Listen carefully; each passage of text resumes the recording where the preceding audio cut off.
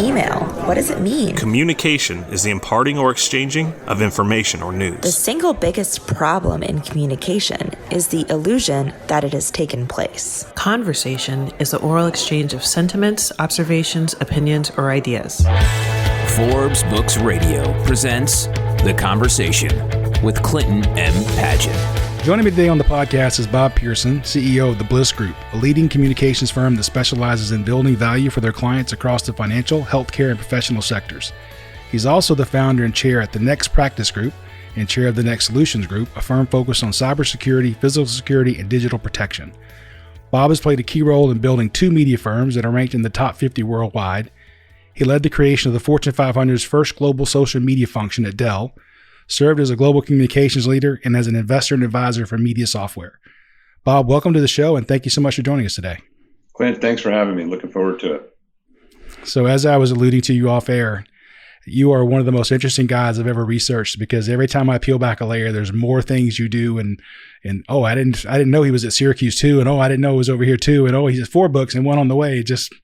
I'm super happy to have you on the show today, because you are a very interesting guy with your fingers in lots and lots of pies. So you are the author of 4 books, 2 about digital media innovation, 1 about building powerful narratives, and the 4th about how to combat bad actors. Tell me a little bit more about what inspired you to become such a prolific author. Yeah, I think it really started with presenting. You know, you get up on stage and you're presenting ideas, and then you wonder, are people going to remember what you said later on? And that led to teaching. The whole time I'm doing that, I was always blogging. And then you start to get really a passion for certain areas and say, you know what, let's document it. Because if you can write a book that people are willing to read, then you probably have articulated concepts well enough that you may further industry a little bit. So that's how I look at books, is can I open minds and move the needle a tiny bit in the industries that I'm in. Okay. And I understand your next book is going to be called Firm Beliefs. Yes. Can you share with us a little bit more about what that's about and what you want readers really to take away from it? Yes. Yeah. So I've had the opportunity very fortunate to run big global communication teams for Fortune 500 companies, but then also to build often from scratch or near scratch, relatively large consulting firms. And when you reflect on that, you're saying, okay, what is it that if I'm 22 years old or I'm 30 years old or I'm 40 years old, what is it that I need to know if I'm going to be part of building something great? And so it's meant to be a book. We'll have about 100 different topics in it. Everything from why do we listen? How do you read a room? You know, things like that. And it's so it's not meant to be overly fancy. It's meant to be if you actually read it and work it, you will become a great consultant. That's the gist of it. I think, or a great conversationalist, right? I mean, people ask me how to be a conversationalist. Absolutely. If they're not one, and you hit the very first topic you mentioned, how to be a great listener. Well, and that's it, Clint. I mean, so much of life is, can you articulate a story? Can you actually build a relationship? You know, what I've always been taken by is Warren Buffett's famous quote. He said that the one certificate he has on his wall is from Dale Carnegie Institute. Because if he hadn't learned how to articulate his ideas, he'd just be another person picking stocks. Right. And I think it's also important that if you are truly trying to understand somebody and have a conversation, it is a two-way street. So you do have to listen. You know, I think There's an old adage about you have 2 ears and 1 mouth, use them in that ratio. Yeah. Well, and Clint, there's something that's real simple in that one, is I often say this to folks who are more younger and starting out, and they'll listen to someone on the client side, and they're listening, but they're not taking notes. And what I always say to folks is, at this stage, I always take notes every meeting. And the reason why is, one, it's a great way to learn, because you're really kind of brainstorming with yourself as you write. But the second is you're showing respect. And if you're not taking notes, you're really saying, what you're saying may or may not be important to me. People, so subconsciously, they know that as they're watching you. Absolutely. I totally agree. I interviewed Sherry Turkle, who's a prolific author as well. I think she has 3 books, and she was talking about taking notes in one of her books. And it's, I've done some research on it. And for me, I'm a very tactile person. So when I take notes, what I really want to do is use a pen and paper. I have an electronic pen now, but it's still that tactile response of taking that notes really helps me lock it in my head as opposed to just typing something. Yes. Yeah. And it's kind of like an internal brainstorm. It is. So in addition to the leadership roles you currently hold, and as I said earlier, several businesses, you're also an educator, which you mentioned. You're an adjunct professor at Syracuse University, which is in the ACC. And I was. I'm now no longer. But okay. University of Texas at Austin is where That's coming up next. I was going to say, so I'm an adjunct at Georgia Tech, and that's my alma mater. And I also went to Duke, so I'm a big ACC fan. The University of Texas Macomb School, and I was told I have to say hook 'em. So a visiting scholar at the University of Southern California and a guest lecturer for the U.S. government with a focus on digital media and how to counter disinformation and extremism. So as you mentioned, do a lot of the education, which is important. And I'm curious, what aspects of being an educator really appeals to you? Yeah, I mean, if you get down to it, it's can you develop models that will stay in people's minds and that they'll be useful later on? So one of the models that I would not try to take credit for it, I would just maybe take credit for helping to proliferate the model, is the ABCDE model that's in the book Crafting Persuasion that I wrote with Kip Knight and Ed Tazia. And that was in teaching at the government. We're teaching all these really bright people who did not come up with classic marketing and communication backgrounds. And we're trying to say, how do you actually tell a story well? And we realized, okay, the best way to do it is ABCDE, audience behavior, content, delivery, evaluation. Well, that is now the underpinning of a lot of the teaching that we do in the government, because it puts anything you say into the context of, is it A, B, C, D, or E? So when I, get emails from someone in, Nigeria or, some other place somewhere in the world from folks that are going, hey, guess what? We're implementing what you guys talked about. One question for you. And that's, as a teacher, that's awesome to know that people are using what you said, years later. No, that's definitely is. And for those of you who want to follow along with some of his books, the way I did it was I just went to Amazon and went to his author's page, and you'll see his 4 books populate right there. So easy place to find all of his books, including hopefully the upcoming Firm Beliefs. Do you have a date for that one yet? Firm Beliefs, I'll be done with the draft by the end of this year. So that will be sometime in 23. Okay. And then the next book I'm planning to write after that is on the future of security. Because one of the things I'm noticing in security, along with our team, is that people make security too complicated. So if we talk about cybersecurity, ransomware, hacking, right away people kind of push back. Maybe not at Georgia Tech, where there's a lot of smart people in this space, but in general they do. So we're going to say, how do we write about ransomware and hacking and security in a way that the average CEO who's super bright but doesn't have a tech background can understand it? So that will be next. And then I got a novel that I'm toying around with, but that's another day. That's awesome. Another day is correct. All right. Yeah. So regarding your work with the government on countering disinformation and extremism, I was wondering what we can do as individual consumers of information to recognize this disinformation. Yes. Yeah, I think it's, it's interesting. There's everything we do to shape behavior, to move markets, all the positive things we do for marketing and communications. You flip them around, you can actually use them to combat disinfo and extremism. So here's a perfect example. If you're trying to go, someone's trying to go against a company and saying this company is terrible, we don't recommend, hey, you should go right at them and counter everything they're doing and tell them why they're dumb. Like, no one says that. That's never done, because we realize you're not going to win that argument. Well, we shouldn't do the same thing when we're going against Al Qaeda or an adversarial country. What you have to do is say, where are people absorbing their content, which gets into a form of media planning. What channels are people utilizing? How are they getting information from search? How can we improve the search experience? And so if you're going against, say, Russia, and they're putting disinformation everywhere, which they are, we can actually impact on making a better impact on Google, so people discover stuff more effectively.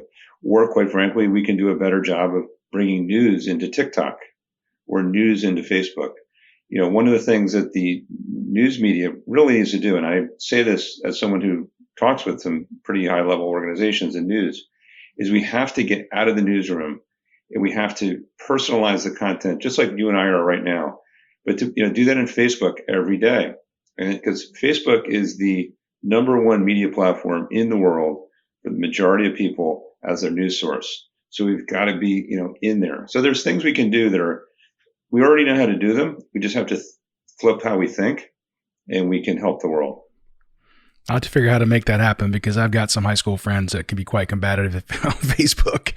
If you don't agree with their position or you just ask a question, man, they go down their foxhole and you become the enemy quickly.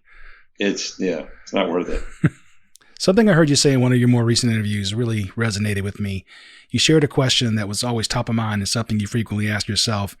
Am I unlocking a leader, and am I unlocking the team that follows that leader? I'm a big team guy, so I'm just curious, with that in mind, how do you inspire other leaders and teams really while also giving them the tools that they need to succeed?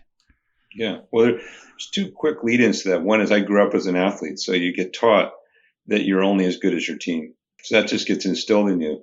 The second thing is when I was early in my career, I remember getting asked to run a district planning meeting because I was learning how to be a salesperson and going into sales management. And I got done with a 3-day session, thought I did a great job. I was a young kid managing all these older people. And my boss said, well, what do you think they're going to do now? I said, well, they're going to do everything I said. He goes, well, how do you know? And I said, I actually don't know. I said, you're right. I said, I have no clue. And that was like that one of those moments where you say, well, really our job as leaders is to help people unlock so they go on their own mission. And if people are going on their own mission, they're more disciplined, they're more passionate, they're more likely to do a better job. And so that, people talk about servant leadership. You could argue that's what it is we're really saying, how do we help you, not me? And I've learned as a leader that anytime I'm doing anything to help me, I'm probably screwing up or wasting time. Well, I like the way you say that because that actually plays into something I do on my day job, which is project management. And we know most of the world today works in a matrix organization where the project manager doesn't actually own the people on her or his team. And so if you want them to do the right thing on your project at the right time, then they had better own it themselves, which is kind of what your first statement was, is doing it for themselves. Yeah, exactly. And that, I think, Clint, the big thing I've learned on that too is you can have standards in place and people can look you in the eye and say, I agree with that. But do they understand why it's important to do it?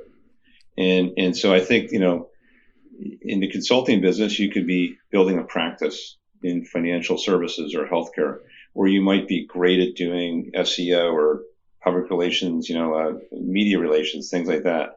But why are you doing it better than someone else? How are you learning? Who are you surrounding yourself with? And if people are always asking themselves those questions, they're unlocked. And then it's always, there's always a different level and another level. It's a journey that never ends, right? Absolutely. And I really liked your team analogy because unless I guess golf is a good single team sport, but for the rest of them, you have to depend on your colleagues. The Ryder Cup or something. Yeah, right? That's true too. Yeah, even that's a true team. So, I mean, I guess you could say the team is also the caddy. I guess there's more than one, but in general, there are some sports that are singular, but the rest of us you do depend on the rest of your team. So it's important. That's true. So as a communication expert, I'm interested to hear your thoughts on how you've seen communication evolve in the workplace now that so much is digitalized.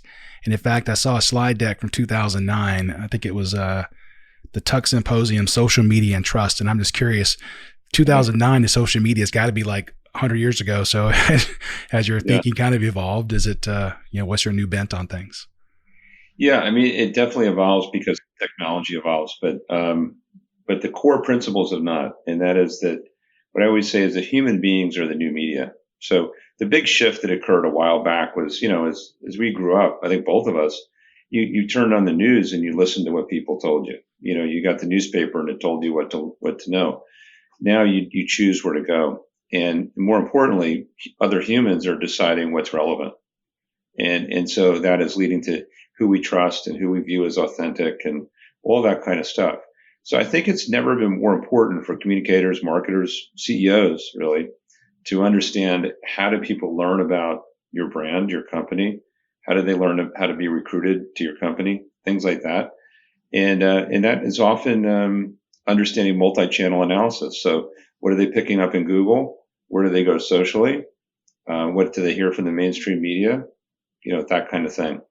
So I think the real big difference from 2009 to now is the number of people who are online, which is a lot, and also the emergence of two big platforms. One is gaming. There's about 3 billion people in the world who are gamers, and then message platforms. Here we have about another 3 billion people who can communicate privately. So that really changes the game if we can't see what people are saying until they come in and out of it. Right. So perhaps that's going to answer my next question already, but what are some of the biggest areas you've seen regression in from 2009 to 2022? And maybe that is what you're talking about. It's the private conversations that can happen without the rest of us understanding what's going on. But well, that's a good one where it's good and bad, right? I mean, so being able to hide if you're a bad actor, it's never been better. It's never been easier to be a bad actor than it is in 2022. But if you need to talk privately, let's say you have a small group of people in America and you want to talk about mental health issues, and you have a small group you trust. Well, now you have a place you can do it. That's pretty cool. Let's say you're in Belarus and you're going against the current candidate, which is actually really happening, independent of the Ukraine-Russia war. Well, they've been using Telegram, as a way to communicate. So it actually can be good as well. And I think that's what I mean about technology. It's almost like everything you look at can be used for good or bad. It's just a matter of whose hands it's in.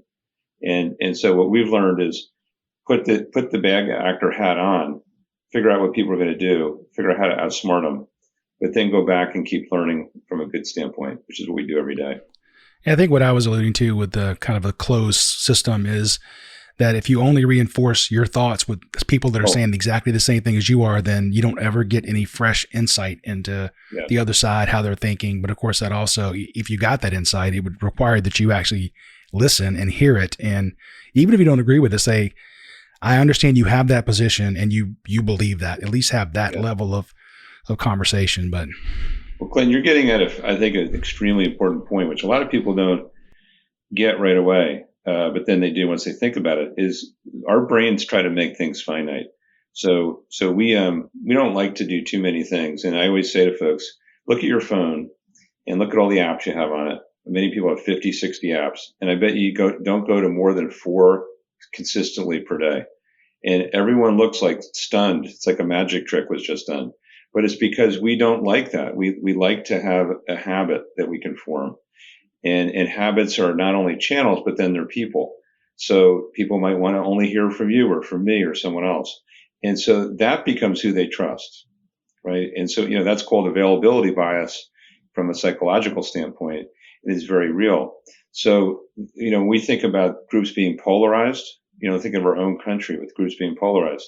Well, they're only going to the same places and they're learning something that is going to take them in a wrong direction. Or it may be a valid policy argument to have, but they never look at the other side. So we just kind of get this fragmentation that occurs. And when you look worldwide, I mean, you have people who are, generally getting most of their news from social media. So even the news media is realizing they need to put it into social. So who people trust is really a grab bag right now. And it's up to us, I think, to do a better job of establishing who should be trusted. There are people that I see on Facebook or other social media sites, and I'll read what they say, and then I'm just immediately I think to myself, I'm just going to block this person. Right. And I say, no, I can't do that because I at least need to hear the other side just to realize it's there. And maybe eventually I'll come around to that thinking. It's just at least it's another viewpoint, and I'm not just locked in my own brain of everybody saying the same thing I am in that vicious circle that just self-reinforces. Well, here's an example too so fact-checking sites get built. And what I always say, and I know this probably offends people who do fact-checking sites, I've never seen one anywhere in the world that works, ever. And so why don't they work? They don't work because we don't need more information to tell us we're right or wrong. We need someone we trust. So if you look worldwide and you say, who has the most trust? Look at YouTube, look at Instagram, you look at all those channels. They're people who are good at narrating life. Like this is an example of narrating life, doing a podcast. But also it's like if you're a YouTube star and you're actually narrating how to play a game every day and you're consistently doing it, you're going to have an audience. But if you just put out more text, more content, that's not going to do it. Right. So I opened this podcast with a George Bernard Shaw quote that says the single biggest problem with communication is the illusion that it has taken place. Mm. And I was wondering, what can we do to make sure our communications are received in the way we intended and that the message actually gets communicated? Because I think we all take the information we hear through our own biases, our own filters, and we put our own take on it. And then when we communicate it to the next person, it's already been bent, and then they bend it again. And so the message gets mangled as it continues down the line. And I was just wondering, what are your thoughts around making sure that doesn't happen? Quite a few, Clint, as you would expect on that. But one of the bigger ones is that we have to understand the subconscious mind, not just the conscious. So on the conscious mind, we just go, oh, well, someone put this on Facebook or someone said this. What did we say? And that's our conscious mind reacting in real time. Subconsciously, we're looking and seeing, did they use an image that we can relate to? Are they using language that sounds like us? Are they interviewing someone who we can relate to? So there's all these things that in our mind we're going like, yeah, that's right on, or it's not. We did some work many years ago with Red Bull where we were looking at what images actually would lead to the best results. And you could see night and day, if you use the right images for the demo group that you're reaching, hundreds of thousands, millions more views. If you use the wrong ones, just tanks. And people comment less because people intuitively know you either know them or you don't know them. And there's so many little things that we do that will decide that for them. Right. So Next Practice Group was ranked 73rd globally and 58th nationally in the 2022 PR Week Agency Business Report. Congratulations on that. Thank you. What are some of the key factors that contributed to this accomplishment? Yeah, so what we're doing with the Next Practices Group is from helping to build a couple firms. And again, it's always a team, right? So I'm just one person doing my thing. But we thought that we want entrepreneurs to always be entrepreneurs. So it's a founder-driven network. And also, we want to build up the expertise area by area. So in other words, we have a data science analytics firm, a growth marketing firm or paid media firm, public affairs, communications, marketing, social purpose, and so on. And that way, each firm can grow up and they can still work with each other every day for clients. And the idea is respect the expertise of what people are building and respect the founder who's driving that expertise. So, that was the results you just mentioned were our first year. So, we're feeling like we're going the right direction. It's always it's a journey, but I think we'll end up doing fine. And it's mainly because we're just obsessed with doing work that clients care about. And it's always like, it's just the same thing as in a sport. Do you do something that provides your client with an advantage? Yes or no? Too often we really aren't. We're just doing commodity work, and we just try to run away from that as fast as I can. Well, I remember reading in one of the things, articles I read, I think your initial goal was to become like a journalist, maybe even a sports journalist. And you quickly took a left turn from that. So. Yeah, well, that was actually easier than I thought, because I was absolutely sure I was going to be a journalist, and then I'd be hanging out in the Greensboro News and Record in the sports department, doing work and listening to these sports writers who were there till midnight or 1 o'clock in the morning, complaining about how they worked so much, they never saw their families, and blah blah blah blah blah. And as I'm listening to all this, I'm thinking, I don't think I want to live like this. There's got to be something else I can do. And that led to communications, which then led to marketing. And here we are. I think you made the right choice. Exactly. So as the communication industry continues to evolve, what is your hope for the next generation of leaders? My hope is that communications leaders understand that they're more than storytellers. Being a storyteller, as we mentioned earlier, is really, really important, but you have to understand business. So you have to understand, how does a market get shaped? How do bad actors work? Why does a CEO say anything?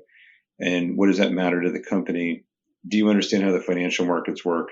And what I've learned is the communicators who are like endlessly curious, they may have had an English lit degree, but they spend the time to understand investor relations or search or just any aspect of business. That's what we need. We need folks they're kind of like Renaissance leaders. They just have that ability to pick things up real quickly. And what that does is that also helps you tremendously if you're fortunate enough to be walking into boardrooms or getting on the phone for a crisis, is you just absorb stuff so much quicker that, like crises, people will say, for those of us who've done it for many years, they're like, wow, you seem like the most calm people in the room. It's like, well, that's because we've been through it hundreds or thousands of times. So it's just not that big a deal, Yeah, your small fire is nothing to us. It's something you've seen before, almost always. Yep. What advice would you give to someone looking to scale it to a new level of leadership within their organization? The biggest thing is pick something and learn it each year. So don't say like next year I'm going to do this, next week I'm going to do this. That's like exercising. Like you might do it theoretically, who knows? We're all going to lose 20 pounds in a year. But it's really like, pick something this year and say, I'm going to be really good at earned media and really understand it, or I'm going to be really good at understanding, pharmaceuticals, or I'm going to be really good at, just pick something. The other thing is read things that are outside your comfort zone. So, read about artificial intelligence, even though you're not even sure what it does, or read about China because you know how important it is to figure out China for the long run. People who do that each year end up accumulating a tremendous amount of knowledge. The other thing, which I always say to folks as I'm talking about career development, is the people who get ahead. You have to work hard. So there really isn't a job in this business where you get to come in at 9, leave at 5, go have a yoga class, go see your friends and hang out. I mean, you can do that. You just have to realize that you're going to be the one being managed. You're not going to be the leader. Right. And that's okay because the world needs both. But I think, if we're appealing here in this podcast to people who want to be leaders, you got to put in the time. It's a lot of work, but it's fun. I think that's the key. If you find something you love, as you know, you just keep doing it because it's just kind of cool to do. Yeah, that was always my key to success was you may be a lot smarter than I am, but you're not going to outwork me. If I got to put in 20 hours a day, I'll put it in and to get my stuff done. So, yeah. I mean, Clint, I liken it back to when I was a kid growing up. I would take endless amounts of foul shots, for example, because I was always imagining the kid down the street taking more than I was. And I was like, it's not going to happen. I'm going to do more. I'm going to take more at bats. I'm going to do this, and it never really leaves you. Yeah, that's something I'm trying to get across to my 14, soon to be 15-year-old son who thinks he wants to be the next Michael Jordan, but he doesn't want to spend the time on the court out there practicing. He'll go out and come back in 10 minutes later. I'm like, you've only been out there 10 minutes. Well, maybe he'll be the lawyer for Michael Jordan's kid or something. Oh, goodness. Right. So in the past article, you shared the 7 pillars of purpose where Bliss Impact plays a significant role. And I was wondering what led you to come up with those pillars? Yeah. Well, the fundamental thing that we are trying to do our role in for social purpose is help companies figure out what is purposeful and sustainable from a business standpoint. One of the things that I learned, in working with Michael Dell is when we were getting involved in the environment in a big way, he made a really good point. And, he was asked by a reporter, why are you trying to become the first carbon neutral technology company? He said, well, I like both forms of green. And I'm like, bingo. And that stuck with me forever because as long as you can make the systems better and more efficient and they're better for the environment, and you can also make more money, the two will go together forever. So our goal is to say, what are the priorities of organizations? What are the priorities of those who want to improve society? And where is that intersection that is going to be meaningful and long lasting? I think everyone's trying to do the right thing, but it's hard. It's hard to figure out what that special thing is for each company, as opposed to whatever is popular for the moment. Right.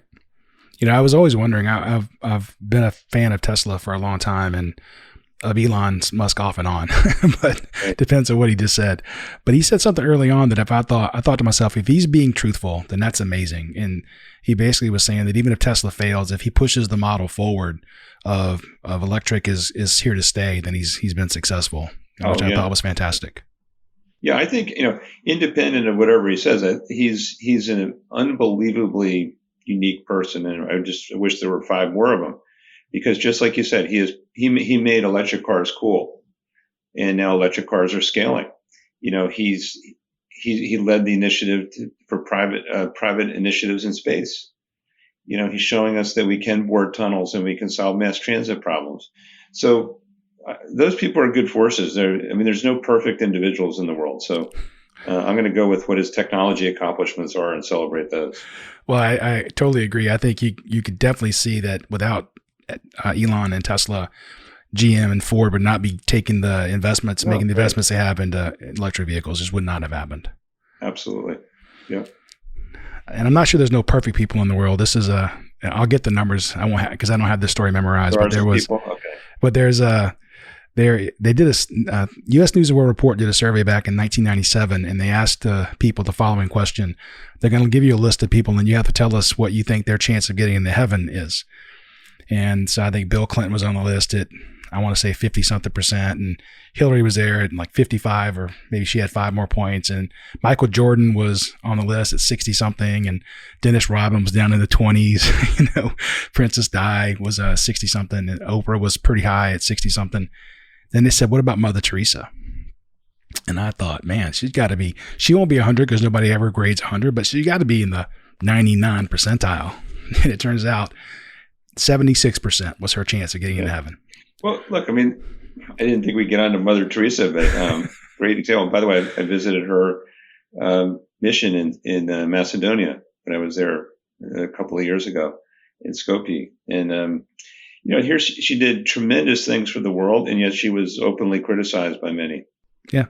And so I think that's, anytime you're leading anything of significance, you're going to have people that like you and people that are going to shoot at you. And what I always tell folks is like, that's usually a sign that you're making a difference. Yeah. If everyone loves everything you're doing, you're probably not really making much of a change. So she was able to live with that. She obviously did a lot of good for the world. There's a school in New Orleans. It's a church school. My daughter has special needs, so we're probably going to end up enrolling her there at some point. But it's called St. Michael's Special School for Exceptional Children, which is just a phenomenal name, by the way. And Mother Teresa stayed there once. And so they have the room she stayed in enshrined, which I think is really interesting. But the punchline for my story was that there was one person who scored higher than Mother Teresa at 76, 70. I think she was 79%. This other person scored 87%. And that was the people being surveyed. They gave themselves a better chance to get into heaven than Mother Teresa. So I think we think we're perfect. That's my whole point there. We think we're perfect. Yeah, isn't that true? But this is something that's interesting. That's something we talk about with leadership. Is that if you do think like that, you're not going to be the best leader you can be. Part of being unlocked. To go back to what we were talking about earlier, if you're unlocking yourself, or you're trying to unlock others, you're getting people to be very self-aware. And if you're self-aware, you every day you're like, I could do this better. I'm not good enough at this. I might be good at this, but I could be better. Like, you go in like that. And the way I describe it is, if you talk to really any successful person and say, how are you doing and all that, they usually will tell you, hey, Clint, I'm not doing this really well. I actually think I'm kind of screwing up here. I think I could be better here. Like, I'm doing this, but it's not good enough. I mean, they're hard on themselves. And when I go back to, athletics, I mean, if anyone said that we were doing really well, it kind of scares the daylights out of you, because you're really saying like, okay, should I put my elbow up more? Like, you're like constantly, what should I do better? And that's that mentality of a great leader. That's the Nick Saban saying that the media gives his team rat poison because they're talking how good they are all the time, right? Yeah. Well, I think it's true, because people get soft. For sure. Yeah. So going back to those 7 pillars, how can other leaders utilize these as an example of, how can they leverage those for their own purposes? Yeah. I mean, I really get back to the fundamental point I was making earlier, which is take the time to try to figure out, imagine the company that you're working with or the organization, and saying, could they be doing this social purpose activity 5 years from now? And would it make sense for their organization? And if the answer is yes, you're on a good trail. And then the 7 pillars all work and everything's good. But, this is, I think, ultimately what I'm learning is we have to get that clear, which means you need to do the analytics up front to say, what does society really want? What are we doing? So you have audience alignment, right? And if you think about what we do in marketing, we're saying, let's do analytics to see what the audience is actually thinking and doing and wanting. And then what are we offering, and do the two align? So that's really what we're doing. So if we were saying we need to improve how we look at climate change in a way that's productive for anyone in the world, we need to be thinking through, like, what is it that you could do as a company that would actually make a difference, as opposed to adding more dialogue, which isn't going to help, or more education, which may or may not help. It's going to be, what could you physically do that would actually make a difference? Well, that actually ties in pretty nicely to my next question, which is, in a past interview, you mentioned the greatest lesson you learned in life and in business is if we do the right thing, we can make society better. And really, how do you implement this into your business model? But I think you kind of just answered that question. Yeah, well, there's also something else too, because it gets back to always stretching. And so a gentleman named Brian Powell, who runs a company called Matchfire, he had actually come about a year and a half ago and said, hey, do you mind if I just look at your model and see if I can do the same kind of thing for social purpose? I said, sure, I'll tell you whatever you want. I think that's great. He formed something called PurposeWorks, which right now it's a loose coalition really of 10 like-minded companies, all dedicated towards social purpose. So they're in different parts of the world, different parts of marketing, communications, and digital media. And so Brian's onto something where maybe we can harness a bunch of companies together to build better campaigns, better ideas, things like that, and do them in a way that could be global in some cases. So that's what I mean about that is I think if we stay focused on what we're doing, will it have a lasting impact? We kind of stumble onto the next thing, and it's no different than science and technology overall. It's really iteration. We do one thing, succeeds or fails, next thing, we keep going. The next thing you know, we're on to something really big.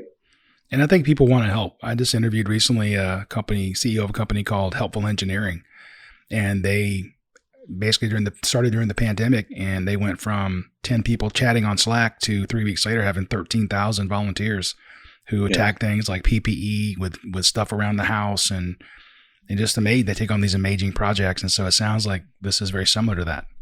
Clint, totally agree with you. And one of the things underpinnings of when I was writing Countering Hate was that the great majority of the world is good. I mean, there's very few people who are bad. Most of us are good and we want the right thing. It goes back to your fundamental question, which is, well, what could we do? And that's what I say when, many people that I talk to say, I want to help. It's like, okay, don't say wanna. Think through what can you do and just do one thing. Like, and then maybe two and then maybe three, but do something. And that's kind of going back to like career advice we were talking about. It's like, don't tell me you're going to build your career in the future and you're going to get to it. It's like, no, what are you going to do today? Right. What are you going to focus on to learn more about today? And that gets people thinking like, oh man, maybe I could do more. I agree with you that I think the majority of the world is not a bad actor. I know, again, going back to my project world, people often ask, well, how do you handle this negative situation with this person who sandbags and doesn't really do work? And if you're familiar with the Dilbert cartoons, they're talking about Wally, who walks around with a cup of coffee all the time trying to avoid work. And maybe I've just been fortunate, but in my 30 plus years of doing this, I've never met Wally in real life. Yeah. I mean, maybe he just was better at hiding it, but I think most people fundamentally, they want to go home at the end of the day feeling good about what they've accomplished today. You're absolutely right, Clint. And there's a big difference. And I know this from online customer experience, is that many people who are negative are actually just passionate about a topic. And if they get someone they can talk to, they actually are heard and they will evolve. But, there are people who are just literally bad, but the great majority of people, even out there saying bad things, they're not bad people. They're just misdirected. And so how do we help talk to them and help them go in the right direction rather than yell at them? Right. And that's what we're not really good at right now in society, but I do hope we can get there. Well, on a personal level, you just helped me because I'm a huge Georgia Tech fan as an alum. And there's a guy that's on Twitter all the time, and every time he posts, it's going to be negative. And he was in the band at Tech, and he should be a fan. And so my mentality has been, why don't you just hush? And what you're saying is they're really passionate about this topic and just haven't evolved in how to share it in a positive way. So, well, Clint, I remember like yesterday. I mean, I won't say his name, but I mean, there was a person who was very adamantly saying that we were not doing a lot of the best customer service work at Dell.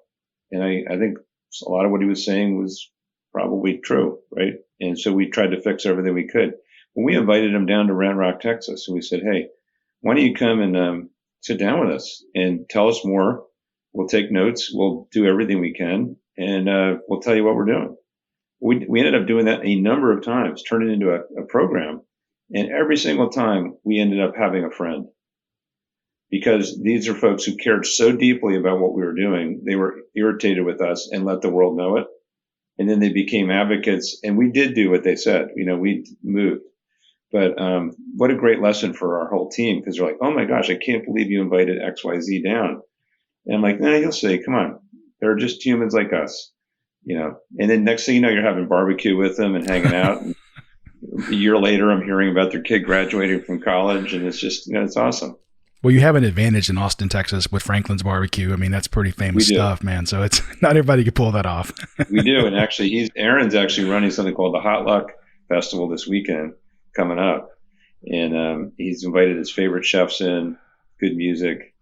I mean, he's a really good for Austin. Plus, if you can't get here to get that barbecue, I think it is the best. No doubt. I've seen the lines. I've never stood in one that long, but I've seen the lines that start queuing up at like 7 a.m. And maybe one day. That's my goal is one day to speak at South by Southwest. So put that on the bucket list. Exactly. Yeah. So what is one thing you've learned as CEO that you would pass on to aspiring leaders? One thing as CEO, I think what I would say is if someone is listening and they say, I think I want to be a CEO, I think I want to be a CMO, whatever, you probably can do it. I mean, assume you can do it. And then think about what does that ladder look like? And I don't mean titles, because titles to me mean nothing. It's skills and expertise, or experience rather. So, have you lived overseas? Have you forced yourself to learn a different industry? Are you learning the different parts of the offering? Are you really learning how to be a great leader? Are you really open-minded? These are all things that in any part of your career you're going, no. But you're learning how to do it. And folks who stay focused on that, you'll become whatever you are capable of becoming. And I think that's, you only live once, right? So why would we not go for it and become the best we can be? And then to your other point on society, we only have one shot too. So why wouldn't we learn how to give back in ways that are increasingly constructive? And so when you do see people doing that, it's really pretty inspiring. We could have many more do it, but I think people generally put barriers in front of their brains. I don't know if I can do that. I don't know if I'm the right person. I don't know if I have the right personality. Even something that simple. I'm kind of more of an introvert. Well, heck, I won't say who, but I worked with CEOs that are big introverts. A lot of them. Last thing in the world they wanted to do is speak in public, but they were awesome as CEOs. So it's just learning how to make the best of yourself. I think you mentioned him earlier. Warren Buffett comes to mind as somebody that does not cross my mind as an extrovert, but when he speaks, I listen because that man has a tremendous amount of knowledge. Yes. He's just one of those folks. He has that amazing skill to make things simple that are very, very complex. And, that's one of the things we teach in presentation skills. It's like, how do you teach yourself how to do that over and over? One of the things that we're going to introduce at our firm this year is slideshow karaoke, where you just, you have like 10 or 15 slides that have nothing to do with each other, but it's that ability to be agile and that ability to just think on your feet. It's all part of getting to where you can make things simple, but no one does it. Very few people do it as well as Warren Buffett. Steve Jobs did too. Right. Look at what he built. Yeah. Well, you mentioned, changing, doing things outside of your comfort zone. Well, I look at your career and you went from aspiring journalist to, then you went into, I think, the pharmaceutical healthcare sector. And those two things are not connected to me. Then you made that leap. I didn't even like science in high school or college, but it turned out I loved it when it was a business, and studied how the body works. And that's one of the things you do at night. I was reading, how does the heart work? How does the brain work? How does the liver work? How does the kidney work? And you just catch up with other people. One of the reasons I went to Dell is I'm like, I think I got pharmaceuticals down. I feel comfortable in healthcare. That's not good. I want to feel uncomfortable again. Moved to Switzerland and Novartis. That was partly to feel uncomfortable again. So part of growing professionally is also putting yourself in spots where you maybe feel uncomfortable, but then you stretch. And you can feel uncomfortable without leaving a place. I think that's also a myth. You don't have to leave every time. You just get new assignments, different jobs. What you're describing is really like if you're working out, right? If you don't if you do the same routine over and over, your muscles really stop responding. You have to do something different to shock them and to give them a chance to grow. Exactly right. Exactly right. Are there any leadership principles that speak to you personally and guide your day-to-day behaviors? Yes, I think one is always thinking every day, did I do something that is actually going to make a difference? And so that is different than working long hours and just doing a lot of emails. So I may disappear on email for half a day, but I'm focusing on something that may have an impact on the firm long term. And so I always I go to bed at night going, did I make the right moves that are going to help the firm? And we call that, when we do planning for clients, we call it 3x3. You have a 3-year vision, but then everything you do in 3-month increments, does it actually impact the 3-year vision? So I live like that. And that's the way that I've learned how to not confuse myself, where if I'm doing 500 emails a day, I might say, wow, I'm really productive. I may actually have just kicked up dust, caused problems, misdirected people. Who knows what I did? Rather than just focus on okay, what is it that will make a difference here? And you don't have to do that every second of the day, but you should end every day and go, yeah, I think we're going in the right direction on that. I like that 3x3. I got to look into that some more and think about it. But that's a great concept. I know that there's a book called the One Thing that also I like, and that's basically the question that the book comes down to ask the question, what is the one thing that I can do today that by doing it will make everything else either easier or doesn't matter? That's kind of, so that's it. And I can leverage that and say, is this going to support my 3x3 vision? So yeah, and that's it. And the other thing I think I've learned, Clint, is don't ever make excuses and don't ever tell stories. If you do something that, we all do stuff that doesn't work, right? So when it doesn't work, be the first one to say, hey, that didn't work. Here's what I learned from it.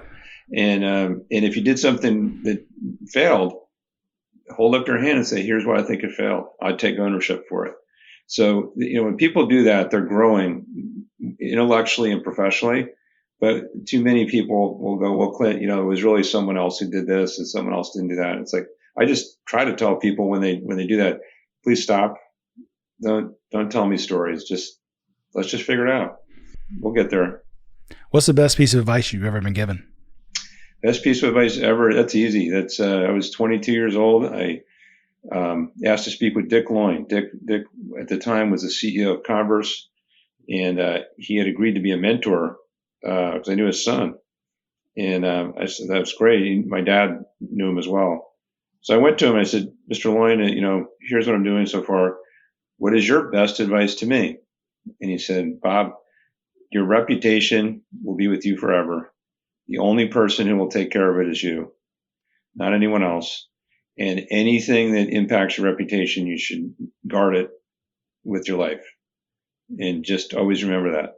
And I remember walking out of the meeting at 22 years old and thinking, gosh, I thought he was going to tell me to read 3 books or do 2 things or exercise more or something tangible, and then as the years went by, I'm like, that was the best advice I ever got. And my 25-year-old, when she was in school, she was asked for her best piece of advice, and that's what she wrote down, which I thought was pretty cool. And I didn't know idea she was going to write it down, but it's true, right? That's the one thing we carry with us forever is our reputation. And I would actually make that leap to companies, especially small businesses. You mentioned consulting firms several times. Most consulting firms, all they really have is their reputation and what they've been able to deliver, where they've been. If you lose that, it's tough to recover from. Right. But the flip side of that, as you know, Clint, is when you do have a reputation that people can count on and they know you're going to come through, you keep that forever, Right. And that's a fun place to be. So just great advice. And, you do get tested every now and then, right? People ask you to do things you shouldn't do, or there's clients that you shouldn't work on, or things like that. And those are those moments where you go, no. The other thing too is we have one of our I won't use the actual word, but we have one of our cultural values for our firms is that we won't let any I'll call them jerks in the door.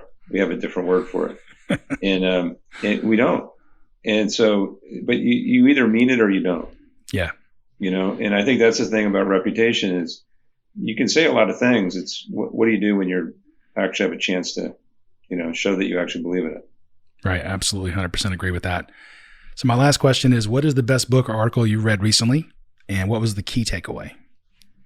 It's best book. I mean, the book I'm reading right now is Malcolm Gladwell's book on strangers. It's one of his newest books, Meeting Strangers, I think it's called. I don't have it right in front of me, but everyone can, he's so well known. Of course. And he's talking about why we misjudge strangers so often and how do we understand that. And I'm absolutely fascinated by that because we make so many judgments about each other, about, companies. I mean, too much of the underpinning of people feeling angst is that they're putting all of these ideas on other people, but they actually don't know who those folks are. They don't know if someone grew up poor. They don't know if someone has a different point of view. They don't know if someone's religious or not. They don't know any of these things. And that's why we need to spend time to get to know each other. So Malcolm Gladwell's book is one of those that's opening my mind. Other books, I don't know. I read about 6 or 7 books a quarter. Okay. And when I can, try to do a LinkedIn post and share what I've read, mainly because people give me great ideas for the next books. No, that's great. That's probably one of the biggest advantages for me in doing this podcast is reading the author's books that I'm interviewing and learning these concepts. And, it's been great. Yeah. So this has really been awesome, Bob. I was wondering if someone wants to find you or connect with you or learn more about the kind of work you do, how can they do that? Yeah, the easiest way would be on LinkedIn. It's easy to find me on LinkedIn. The other one would just be email bob.pearson@nextpracticegroup.com. Those would be the two. And I encourage people to do that. And Clint, I'm pretty sure I'm going to have folks that I know say, hey, how do I get on Clint's show? So I'll be sending you a couple of interesting people. That'd be awesome. I'm always looking for great guests. So Cool. I really appreciate your time today, Bob. Thanks so much for the conversation. Absolutely. Clint, thanks so much for doing this. It's important and glad to be part of it. Oh, thank you. Thanks for listening to The Conversation. To find out more about Clint, go to clintonmpaget.com and pick up Clint's book, How Teams Triumph, Managing by Commitment, at Amazon. The Conversation with Clinton M. Paget is a production of Forbes Books.